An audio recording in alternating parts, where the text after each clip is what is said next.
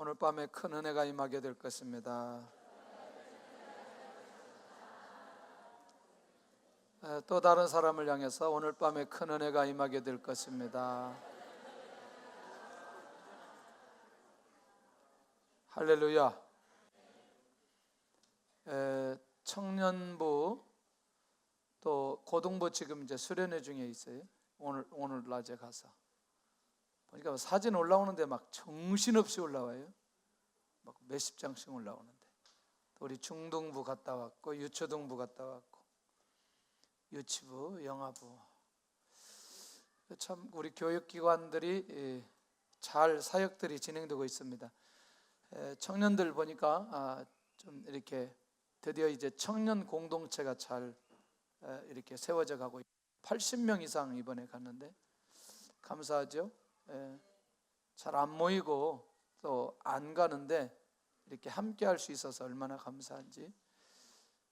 이때 청년의 때 공동체를 제대로 형성하면 이게 평생 이게 잊어버리지 않더라고요. 그래서 청년들이 할 수만 있다면 이런 공동체에 큰 은혜가 임하도록 우리가 끊임없이 기도해야 됩니다.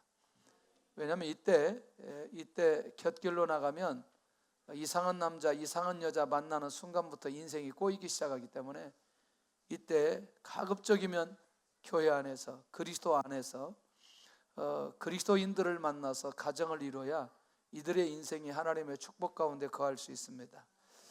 그래서 이들이 지금 아무리 뜨거워도 결혼하면 다 본색이 드러나기 때문에 그래도 지금 준비를 더 많이 해야 됩니다. 그래서 우리 청년들을 놓고 기도를 많이 해주시기를 바랍니다. 할렐루야. 소리 좀 키워주세요. 소리 약간 답답한데 한번 따라하겠습니다. 하나님께 예하는 자. 우리가 신앙생활하면서 우리 교회에서 가장 많이 듣는 얘기가 사명을 발견해야 된다, 이런 얘기 굉장히 많이 합니다. 그런데 우리의 현실은 내가 사명을 발견하고 사명 따라 살아가는 것보다 더 환경적으로 내가 영향받는 부분들이 많이 있어서 그것을 추월하기까지는 상당한 시간이 걸리게 됩니다. 분명히 이게 사명인 줄 알지만 이게 하나님께서 원하시는 것이 무엇인지 알기는 하지만 그러나 그것을 내 삶으로 살아내기까지는 시차가 있다는 겁니다.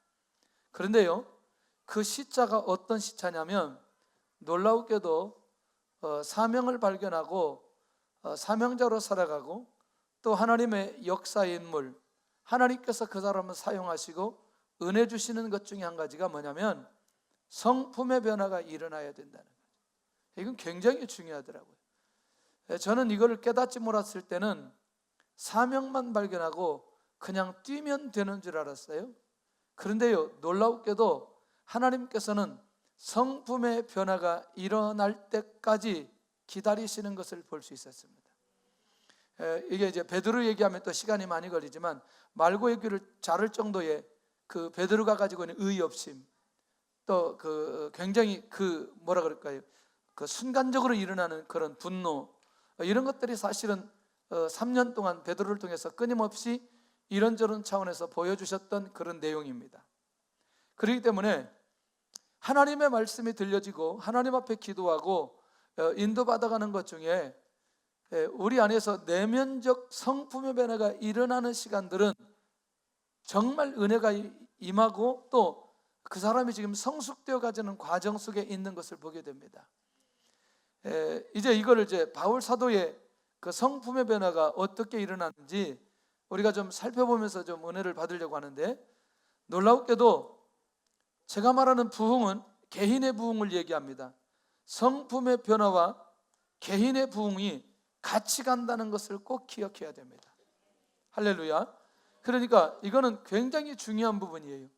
그러니까 하나님의 은혜가 있으면, 하나님의 말씀이 있으면 우리도 모르게 우리 안에 변화가 일어나고 변화가 일어남과 동시에 내 안에서 영적 부흥이 일어나게 되는 것을 보게 됩니다.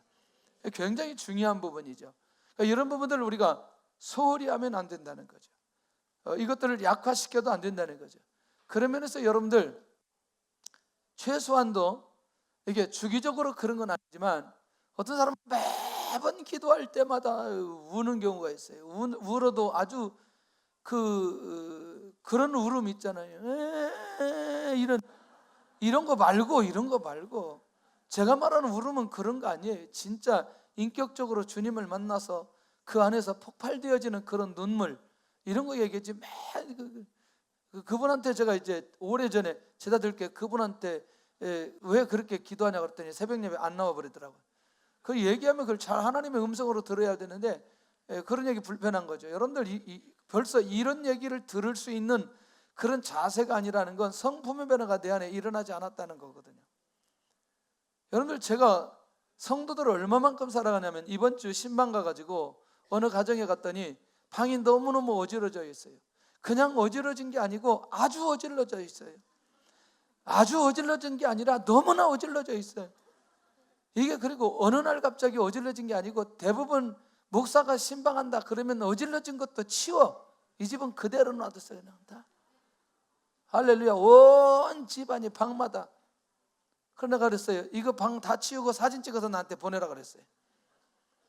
여러분들, 어느 집에 가서 신방 가가지고 그 집에 그거 다 치우고 사진 찍어서 보내라고 할 수 있는 목사가 몇 명이나 있다고 생각하세요? 그것도 집집마다 다 방마다 다 문 열어가 보면서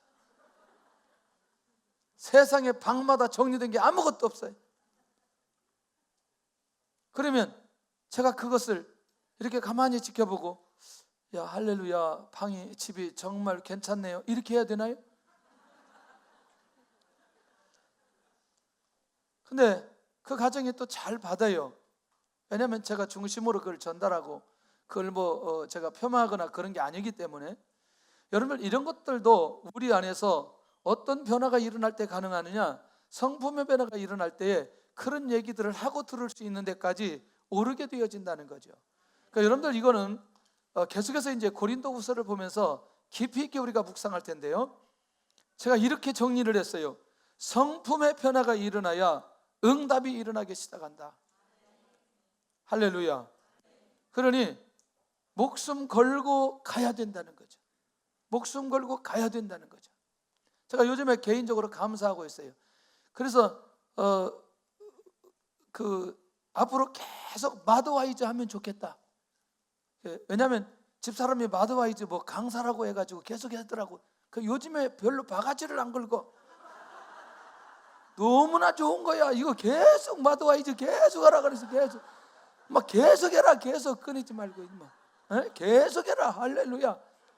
집에 가면 너무나 조용해. 할렐루야. 조용해. 계속 해야 돼. 마더와이즈. 할렐루야. 성품의 변화가 일어나고 있다는 거죠. 또 자기들은 알아서 또 나한테 무슨 얘기 할 거죠. 목사님하고 사는 것도 이게 얼마나 어려운 일인데 속으로 그럴 거예요. 여러분들 살아보세요. 내가 괜찮은 사람이에요. 잘 몰라서 그렇지 집에 가면 말이 없는 사람이에요. 제가 아무 말이 없어요. 여러분들, 무슨 얘기냐면 우리에게 그렇게 변화될 수 있는 결정적인 기회 있을 때에 그거 놓치지 않아야 된다. 근데 여러분들, 나눔할 때 보면, 소그룹에서 나눔할 때 보면 이 사람이 어느 정도 변화되는지 변화되지 않았는지 금방 알 수 있어요. 여러분. 그러니까 반드시 우리에게는 공동체가 필요하다. 왜 공동체가 필요하느냐? 하나님의 말씀을 듣고 내 삶 속에 어떻게 적용하고 내 안에서 어떤 변화와 어떤 회복이 일어났는지에 대해서 같이 나눌 수 있는 장이 있어야 돼요. 굉장히 중요한 거예요. 가장 외로운 사람이 어떤 사람이냐면 다른 사람이 아니에요. 내 안에 주셨던 은혜와 내 안에 변화 주셨던 것들을 나눌 수 있는 사람이 아무도 없는 거예요. 이건 정말 저는 진짜 이 사람이 외로운 사람 아니겠나 그런 생각이 드는 거죠. 그런 면에서 여러분들, 우리도 모르게 계속해서 그렇게 우리 안에서 내면적 변화들이 끊임없이 일어나는 이런 경험들을 해야 될 필요가 있다는 거죠. 왜냐하면 고린도 전서와 고린도 후서의 내용 자체가 너무너무 다른 거죠. 저는 이 고린도 후서를 보면서 어떤 고린도 전서는 교회를 건강하게 세우는 그런 말씀인 것이지만 고린도 후서는요, 그 하나님께서 사도를 통해서 주시는 그 풍성한 하나님의 은혜와 사랑을 본문에 들어갈 때마다 그것을 느끼게 하는 거죠. 와, 그렇지, 이렇게 사랑해야지, 이렇게 가야 되지. 그 상황 속에서 이 말을 왜 하는지, 무엇 때문에 사도 바울이 이걸 기록하고 있는지, 이렇게 설득 안 해도 되는데 이렇게 굳이 설득해야 될 이유가 뭐 있을까? 그건 뭐냐면 교회와 영혼들을 사랑하는 마음이 바울 안에 있기 때문에 그게 가능하더라는 거죠. 그만한 변화가 이 바울 사도 안에 일어나게 되어진 것을 보게 된다는 거죠. 할렐루야.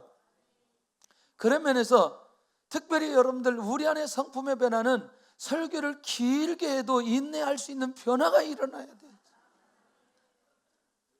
요즘에도 그 축도하기 전에 금요철에 때 가는 사람이 있어요. 그래봐야 10분 일찍 가는데 그럴 필요 없다는 거죠. 그만 못 견뎌가지고 막 이거 왜 이렇게 안 끝나냐고. 할렐루야. 집에 계세요. 나오지 말고 그냥.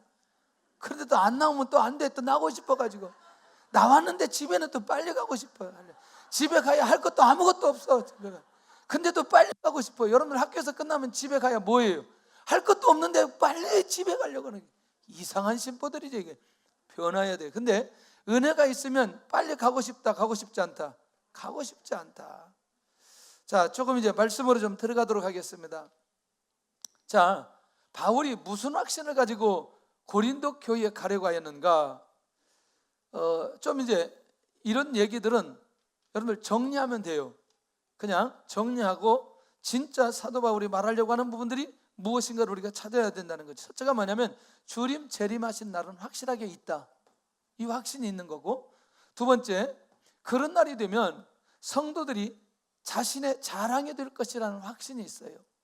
그러니까 고린도 교회 성도들이 예수님 재림할 때 나의 자랑이 되라, 그 말 들었죠. 14절에.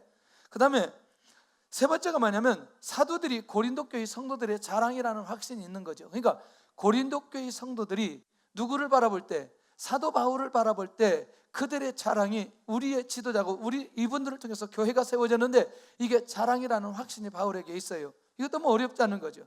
그러니까 교회를 바라보는 바울의 확신과 영적인 시각이 일반적이지 않다는 거죠. 일반적이지 않다는 거죠. 얘들이 조금 어려운 얘기하니까 집중력이 없어요. 자기들끼리 얘기하고. 이거 들으면 굉장히 유익하게 되는 거예요. 굉장히 유익하게 돼요. 할렐루야. 자, 그러면 이제 두 번째 가서 보면은, 자, 이제부터 조금 집중해야 될 필요가 있어요. 왜냐하면 이 내용이 이해가 되어져야 오늘 본문 전체가 이해가 되어지거든요. 좀 크게 정리를 한다면 이런 거죠. 바울 사도가 지금 이제 고린도 교회를 가려다가 가지 않았던 것 때문에 굉장히 많은 어려운 얘기를 들었어요. 모함을 많이 들었어요. 말하자면 좀 반대 세력에게 굉장히 어려운 얘기를 많이 들었어요. 그 어려운 얘기를 들었는데 그 어려운 얘기를 들으면서 그 고린도 교회를 향해서 본인의 마음이 어떤 마음이었고 어떤 계획이었는지를 밝히는 내용이 오늘 본문의 내용이에요. 정리됐죠? 그 생각을 가지고 본문에 들어가면 훨씬 더 어렵지 않게 내용을 들을 수 있다는 거죠. 자, 그러면 처음에 여러분들 기억하시죠? 사도행전 18장 1절에 가서 보면 아덴에서 사역하고 굉장히 어렵게 고린도에 왔고, 그 다음에 로마오에서 글라우디 황제 때 쫓겨난 브리스길라 부부하고 함께 만났던 현장이 어디? 고린도 교회. 그때 하나님께서 이 사도 바울의 발걸음 모아서 개척하게 만들어 주셨어요. 그래서 이때를 보니까 51년부터 한 52년까지 주 한 18개월 정도 머물면서 교회를 세웠습니다. 적지 않은 시간이었죠. 대부분 잠깐 있다 가는데 고린도 지역에서는 상당한 시간 동안 여기 머물면서 교회를 세웠어요. 굉장히 중요한 의미가 있죠.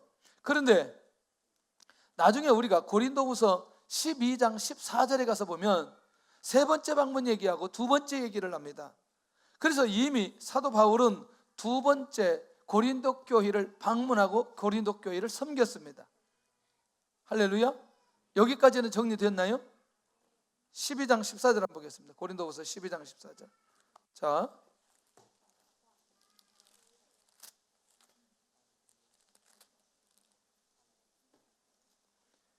(12장 14절) 빨리 봐야 됩니다. 그래 이해가 되어야 우리가 적용하는데 굉장히 도움이 많이 됩니다. 시작. 보라, 내가 이제 세 번째 너희에게 가기를 준비하였으나 너희에게 폐를 끼치지 아니하리라. 내가 구하는 것은 너희의 재물이 아니요 오직 너희니라. 어린아이가 부모를 위하여 재물을 저축하는 것이 아니요 부모가 어린아이를 위하여 하느니라. 자, 이 내용을 보니까 사도 바울이 지금 몇 번 갔다 왔다? 2번 갔다 왔고 몇 번째 가려고? 그렇지, 이제 정리가 되죠. 이제 정리가 되시죠? 그러니까 지금 사도 바울은 결국 2번째 고린도 교회를 방문했다라는 사실을 알 수 있습니다. 그런데 이때 갈 때 매우 서글픈 마음으로, 매우 슬픈 마음으로, 매우 아픈 마음으로 그때 이 고린도 교회를 방문하게 되어졌다는 거죠. 이 고린도 교회의 영적인 성숙함이 있지 않고 교회가 굉장히 나뉘어지고 영적으로 깨어있지 못한 얘기를 계속해서 디모데를 통해서 들으므로 이 2번째 갈 때 사도 바울이 그렇게 기쁜 마음으로 고린도 교회에 방문하지는 못했다라는 사실을 밝혀두고 있다는 겁니다. 그만큼 이 고린도 교회가 그 시대에 굉장히 어려웠던 교회였고 하나 되지 못했던 교회였다는 사실을 이 사건을 통해서 우리가 알 수 있다는 겁니다. 그런데 지금은 뭐냐면 이제 사도 바울이 고린도 교회를 가고 싶은데 어느 시점에 어떻게 고린도 교회를 가야 될까라고 하는 3번째 방문 계획을 사도 바울이 가지고 있단 말이죠. 자, 이제 이해됐죠? 그걸로 지금 몇 번 갔다 고린도 교회에? 2번 갔고 몇 번째 가려고? 3번째 가려고 한다라고 하는 부분까지 이해됐으면 좋겠다는 거죠. 그런데 본래 이 고린도 교회를 가려고 할 때에 저게 이제 이게 한 2번째 정도 되지 않겠냐? 에베소, 고린도, 마게도냐, 고린도, 예루살렘의 방문의 계획을 가지고 있어요. 그러면 몇 번 들려요? 고린도를 몇 번 들리냐고. 2번 들리는 건 고린도 교회를 더 방문하고 싶고 고린도 교회와 교제하고 싶은 마음이 누구 안에 있다? 바울 안에 있다. 정리됐죠? 일단 정리됐어요. 본래 방문하고자 하는 바울의 계획이에요. 그냥 어디 다 이거 외울 필요도 없고요. 공부도 못한 사람이 이걸 또 외워가지고 또 막 어느 사람 물어보는 거죠. 바울이 무슨 계획했냐? 뭐 신대원 시험도 아닌데 그런 거 신경 쓰지 마세요. 중요한 거 아니에요. 자, 사도 바울의 방문 계획이 변경이 되어버렸어요. 자, 에베소, 마게도냐, 고린도, 예루살렘 변경이 됐어요? 안 됐어요? 뭐가 됐어요? 왜? 고린도 교회를 몇 번 방문한다? 1번으로. 자, 이렇게 변경이 되었어요. 자, 그런데 이것보다 더 중요한 건 뭐냐면 갑자기 그러다가 그렇게 계획을 했다가 갑자기 이 고린도 교회를 방문하게 된 거예요. 왜? 이렇게 해서 이제 예루살렘까지 가기로 생각했던 바울의 계획이 누구 얘기를 듣고? 디모데 얘기를 듣고 고린도 교회가 악화되었다는 소식을 듣고 2번째 방문을 시도했다, 그 얘기인 거죠. 자, 이제 조금 더 가보면서 이 반대 세력들이 이 사도 바울이 약속을 지키지 않았다고 말하는 내용들이 무엇인가에 대해서 이해할 필요가 있다는 거죠. 자, 15절에, 오늘 본문 15절에 본래 세웠던 방문 계획을 소개하는 이유가 있다는 거죠. 그게 뭐냐? 사도 바울이 그렇게 계획을 세웠으면 일괄성 있게 고린도 교회를 방문해야 되는데 그렇게 일괄성 있게 그것을 진행하지 않았다고 경솔한 사람이라고 비난하게 되어졌다는 거예요. 이제 조금 정리되나요? 조금 정리되죠? 자, 이런 얘기들을 사도 바울이 계속해서 들으면서 그래서 할 수 없이 하나님께서 주셨던 그 계획이 어떤 계획이었느냐는 것을 이제 이 고린도 교회 성도들과 함께 나누고 싶은 거죠. 함께 나누고 싶은 거죠. 자, 그러면 4번째, 결국 바울을 경솔한 사람이라고 비난한 결정적인 이유는 고린도의 재방문을 연기했을 때 경솔한 사람이다.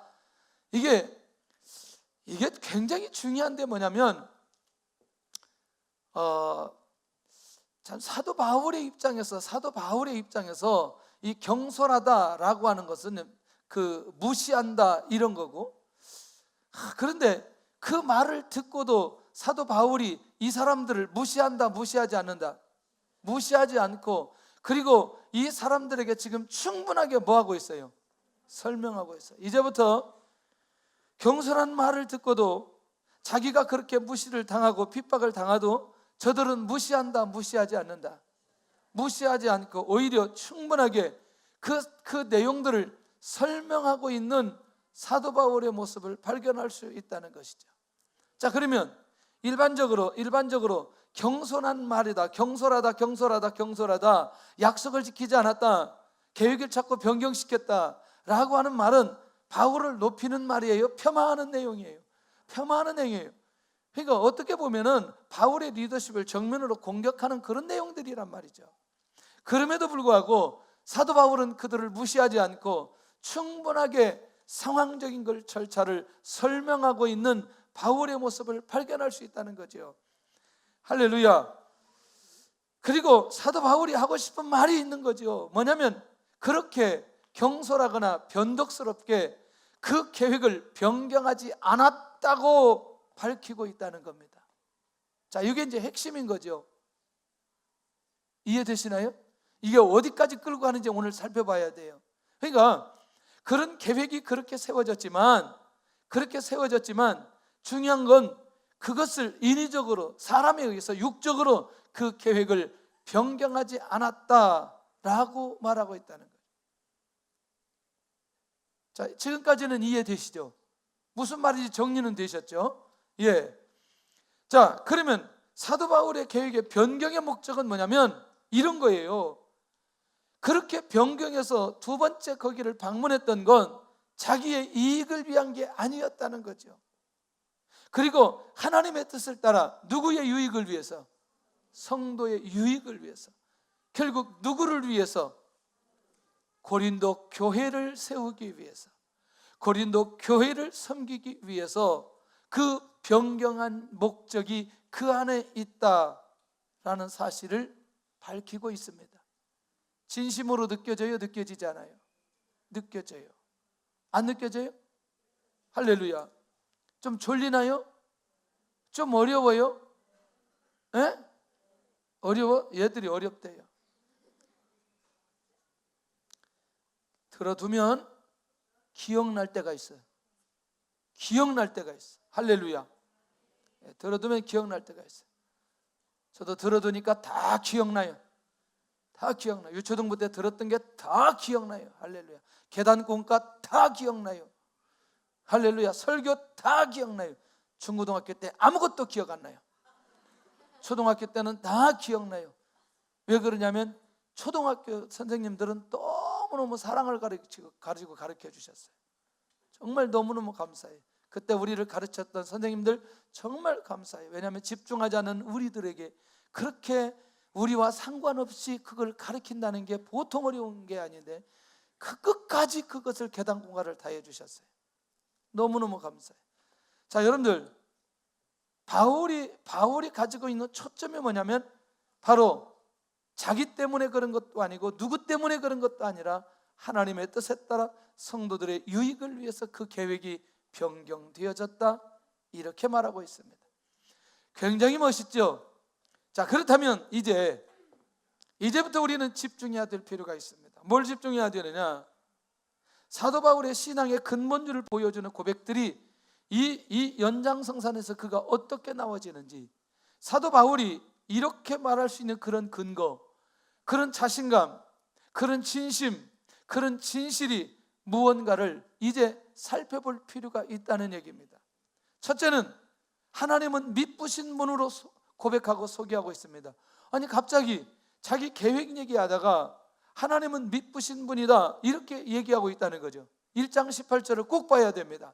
1장 18절 시작.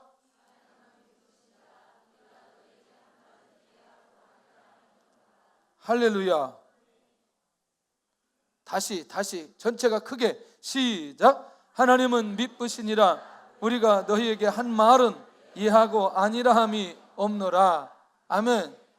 자, 갑자기 하나님은 미쁘신 분이다 이 얘기를 시작하는 거죠. 결국 뭐냐면 이 고린도 교회 성도들이 바울 사도는 아직 인정하지 못한다 할지라도, 물론 대부분 많이 인정을 했어요. 누구는 인정해요? 하나님은 인정해요. 어떤 하나님? 신실하신 하나님, 변화하지 않으신 하나님, 상황에 따라 바꾸시지 않는 하나님, 하나님의 계획을 하나님이, 그러니까 사람의 상황에 따라 어떤 계획을 바꾸시지 않은 하나님은 어떤 하나님이다? 미쁘신 하나님이다. 정리됐나요? 예. 그러니까 사도 바울이 이 상황 속에서 미쁘신 하나님을 소개하는 결정적인 이유가 있다는 거죠. 그러니까 이 말이 뭐냐면 사도 바울이 지금 누구를 바라보고 있다? 하나님 바라보고 있다? 조금 더 가봐야 돼요. 자, 그런 면에서 하나님을 섬기는 사도 바울 자신도, 할렐루야, 그러니까 하나님을 섬기는 사도 바울 자신도 특별히 여기 역사가 왜 들어갔는지 모르겠는데 하나님의 성품을 가지고 모든 것을 결정한다고 고백하고 있다는 거죠. 이 말 이해되나요? 그러니까 미쁘신 하나님의 영향을 받아 미쁘신 하나님을 섬기고 미쁘신 하나님 앞에 순종을 받는다면 상황에 따라 자기가 그렇게 변화하지 않는다는 거예요. 지금 무슨 얘기하고 있어요? 아까 첫 서두에 바울을 공격했던 핵심이 뭐였어요? 계획을 변경했다. 그것 때문에 공격했는데, 그러니까 그것이 누구의 뜻이 아니다. 아니, 자기의 뜻이 아니다. 그렇지. 그러니까 지금 그러려면 누구를 소개해야 돼요?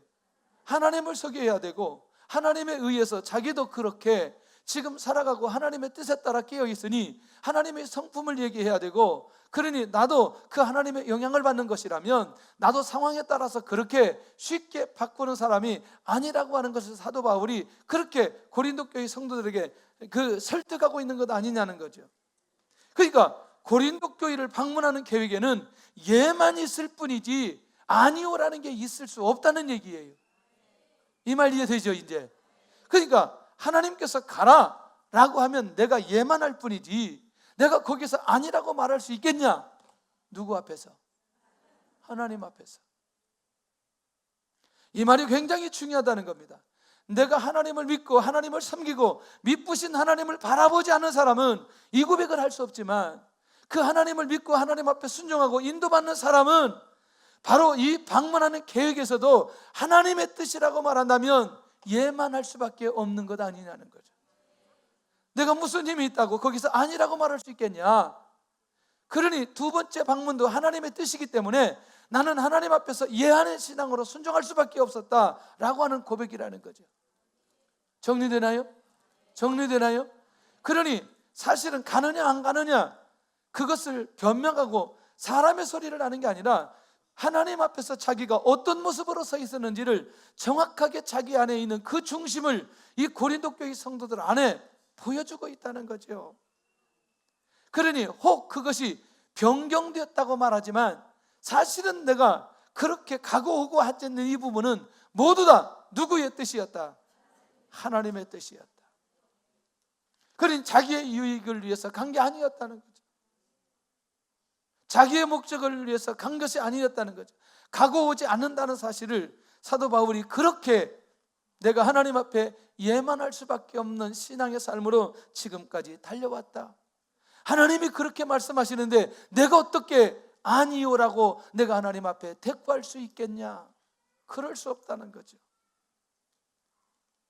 할렐루야. 이해되시나요? 이해되시나요?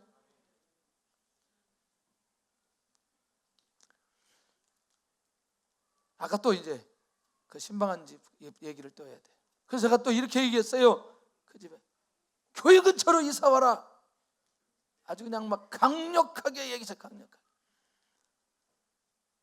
그런데 상황을 보면은 교회 근처로 이사 올 수가 없어요. 왜냐하면 교회 근처에 집이 비싸. 이 3번 동네가 아주 동네여가지고 좋은 동네여가지고 집이 비싸. 거기서 사는 것보다 돈을 훨씬 더 많이. 그런데 세상에 오늘 집을 계약을 해버렸대요. 이야, 그것도 더 많이 주고 돈도 얼마냐고 묻지는 말아요. 하여튼 많이 주고 계약을 했어. 그래서 제가 그 모습을 보고 이해하는 모습을 보면서 이 집안에 금년에 뭐 일이 좀 생기겠네, 그런 생각이 드는 거죠. 여러분, 그게 이해하는 게 쉽지 않아요. 이사 오는 게 쉽지 않아요. 이사하는 게 쉽지 않아요. 맞아요? 예. 여기서 이 동에서 저 동 이사 가는 것도 쉽지 않아요. 예. 아무리 제가 리더십 있어도 이사 오세요 그렇게 해서 당장 알고 그 다음 날 엊그제 신방했는데 오늘 집을 계약했어요. 할렐루야. 물론 기간이 되기도 했어요. 이제. 아니 기간이 되면 해야지. 그 기간도 안 되는데 그냥 다짜고짜 올 수는 없는 거고. 그러나 그렇다 치더라도 쉽지 않다는 거지. 그게 자기 생각대로 다 있는 거지. 자, 얘만 있을 뿐이라에 대한 이해를 우리의 정리, 그 다음에 이게 이어진다는 거죠. 자꾸 끊기죠. 이게 끊겨요. 나도 답답해 죽겠어. 끊겨서. 그러면 사도 바울이 지금 본을 받고 지금까지 사역하는 결정적 기준은 뭐냐? 자, 이런 거죠. 이제 여기서 조금 더 나갑니다. 주님께서 보여주신 신실한 성품과 완전한 순종의 모습은 하나님 앞에서 예하는 모습이었다. 이것까지 가는 거예요. 자, 19절 가보겠습니다. 자, 여기서 끝나지 않고 이제 어디까지 가는지 시작.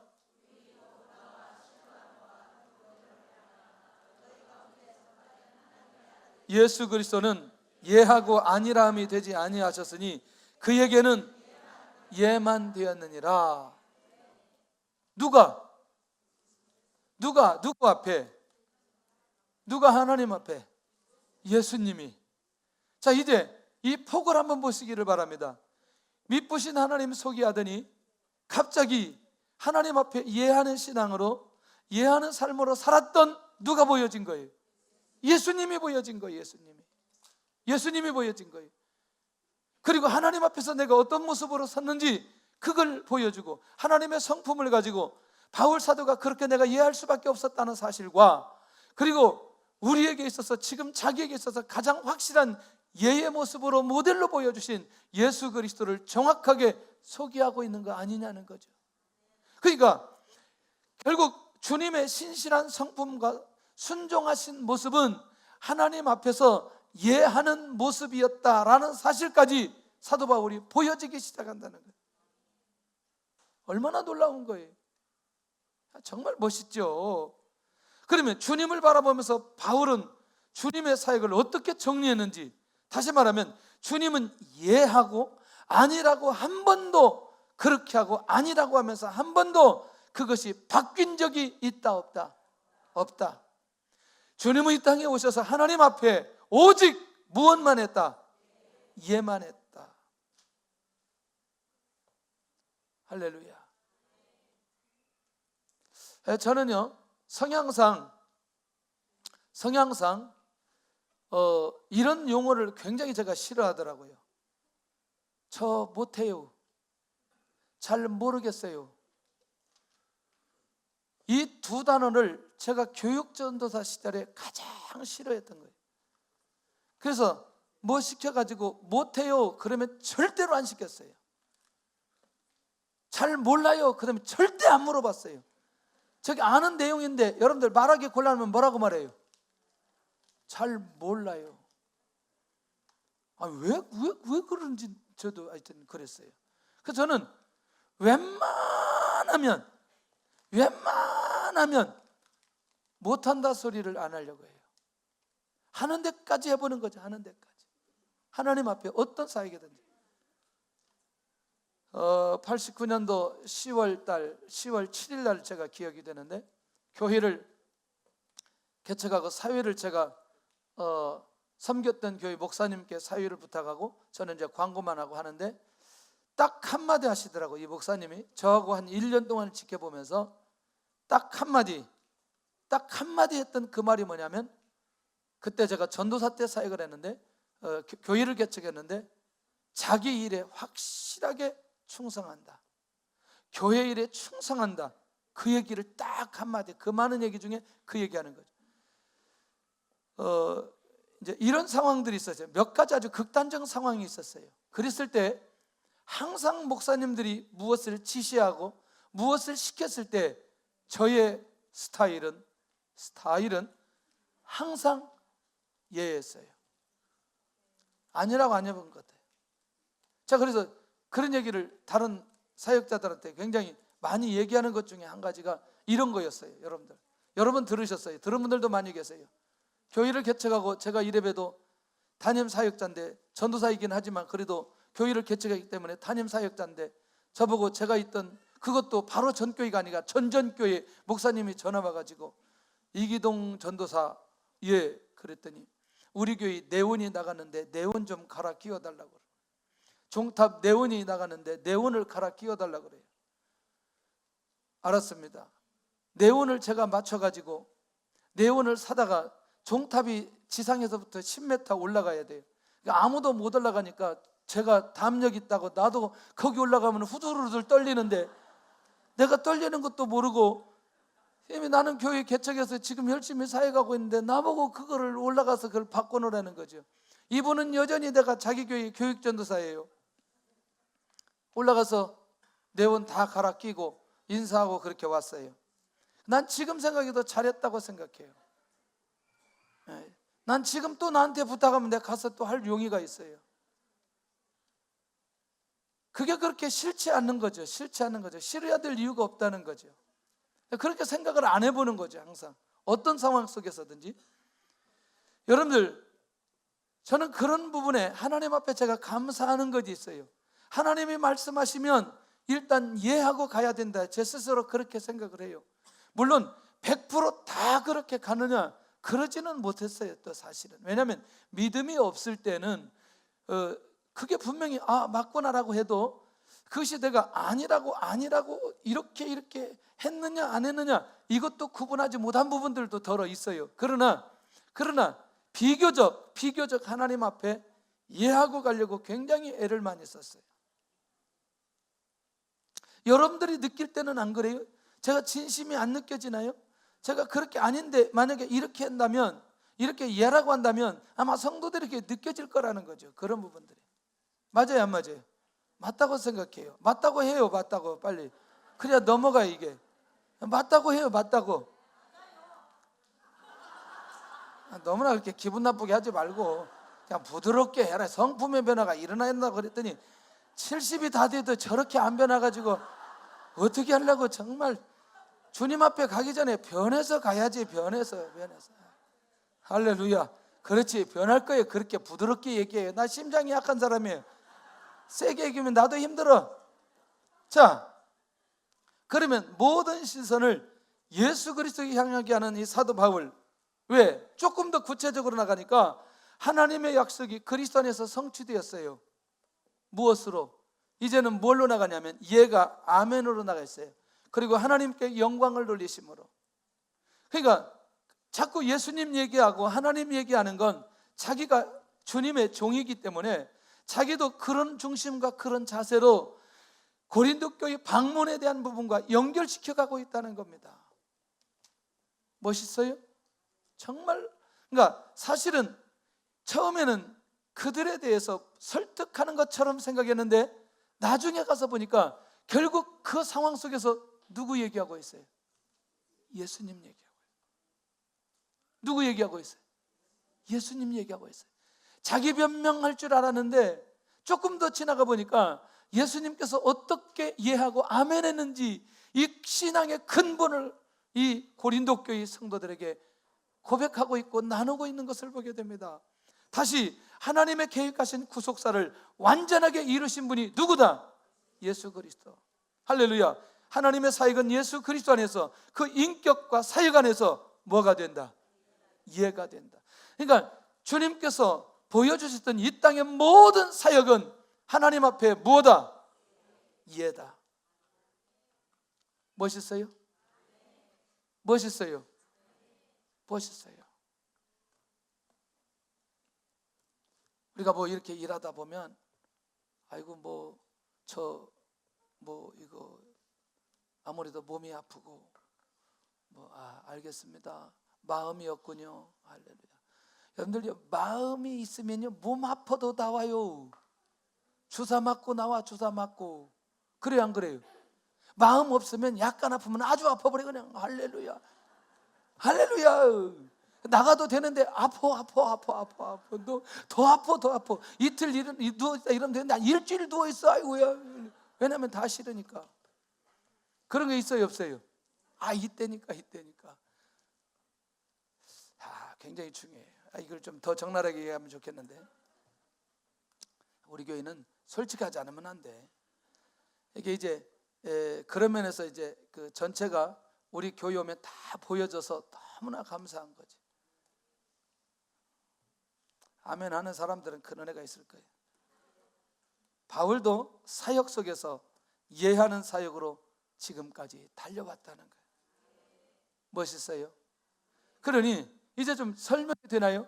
고린도 교회에 이 정도 사도 바울 안에 진심을 보인다면 이제 고린도 교회 성도들도 그 진심을 받아야 될 필요가 있다는 거죠. 드디어 이제 뒤쪽으로 이제 정리를 해 간다면, 드디어 이제 이렇게 다 얘기해 놓고 사도 바울이 그 마음 안에 그 진심을 정말 그 바닥에 있는 얘기를 하는 거죠. 그 중에 한 가지가 뭐냐, 하나님에 대한 얘기를 하는 거죠. 교회의 성도들과 사도들을 굳건하게 하신 하나님에 대해서 얘기하고, 지금 사도들의 마음도 하나님께서 주신 마음이다, 이 마음 얘기하고, 조금 더 가보면 사도들에게 기름을 부어주신 하나님, 다시 말하면 선지자, 왕, 제사장에만 기름을 부어주셨는데 사도들에게 기름을 부어주셔서 이 사역을 감당해 주셨다. 그리고 자기의 정체성이 어디냐? 하나님에게 있다는 사실을 얘기하고, 세 번째는 사도와 성도들을 인치시고 보증으로 마음에 무엇을 주셨다? 성령을 주셨다. 다시 말하면 이 모든 것들을 누가 주셨다? 하나님이 주셨다. 자, 이제 여기까지 사도 바울이 얘기하면 사도 바울의 진심이 보여질까요? 안 보여질까요? 보여져야 돼요. 이제는 이 정도 얘기했는데 안 보여진다, 그건 안 된다는 거죠. 나의 진심을 좀 받아주세요.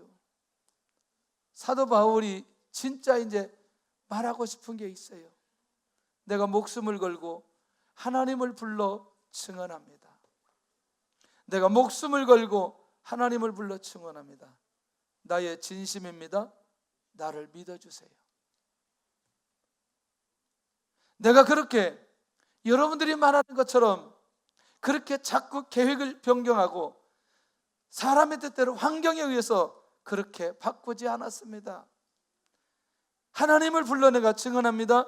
두 번째, 내가 고린도 교회에 가지 않는 이유는 따로 있습니다. 그것은 성도들을 아끼는 마음 때문에 내가 가지 않은 겁니다. 와, 어떠세요? 바울의 마음이 이제 느껴지나요? 그러니까 계획이 변경된 것에 대해서 결국에는 또다시 방문해야 되지만 방문하지 않은 것에 대해서 사도 바울이 드디어 자기 안에 있는 마음이 드러나는 거죠. 그런데 이 내용을 추론만 할 뿐이지 어떻게 아껴서 왜 아낀다 이런 마음은 없어요.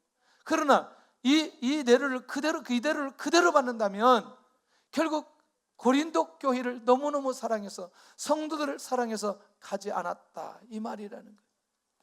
이 진심은 느껴지나요? 우리도 받아지나요?